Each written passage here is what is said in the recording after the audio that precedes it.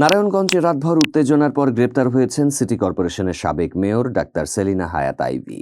শুক্রবার ভোর 6:45টার দিকে শহরের দেওভোগ এলাকার নিজ বাসভবন চুনকাকুটির থেকে তাকে গ্রেপ্তার করে পুলিশ। পুলিশ জানায় তার বিরুদ্ধে একাধিক মামলা রয়েছে। বৃহস্পতিবার রাত 11টার দিকে নারায়ণগঞ্জ সদর মডেল থানার পুলিশ আইভীর বাড়িতে প্রবেশ করে। গ্রেপ্তারের খবর ছড়িয়ে পড়লে সমর্থক ও স্থানীয়রা বিক্ষুব্ধ হয়ে রাস্তা অবরোধ করে বিক্ষোভ শুরু করেন। মসজিদের মাইকে ঘোষণা দিয়ে লোকজনকে জড়ো হতে বলা হয়। আওয়ামী লীগের নেতাকর্মী ও সমর্থকরা রাতভর আইভীর বাড়ি ঘিরে অবস্থান করেন। এ সময় আইভী বলেন, দিনের বেলা ছাড়া আমি যাব না, আমাকে আটক করতে হলে দিনে আসতে হবে। সমর্থকদের অবরোধে পুলিশ অবরুদ্ধ হয়ে পড়ে। রাত 12টার দিকে অতিরিক্ত পুলিশ মোতায়েন করা হলে তারা বাড়ির কাছে পৌঁছাতে পারেনি। রাতভর আলোচনার পর ভোরে পুলিশের ঊর্ধ্বতন কর্মকর্তারা বাড়িতে প্রবেশ করেন এবং আইভীকে গ্রেপ্তার করেন।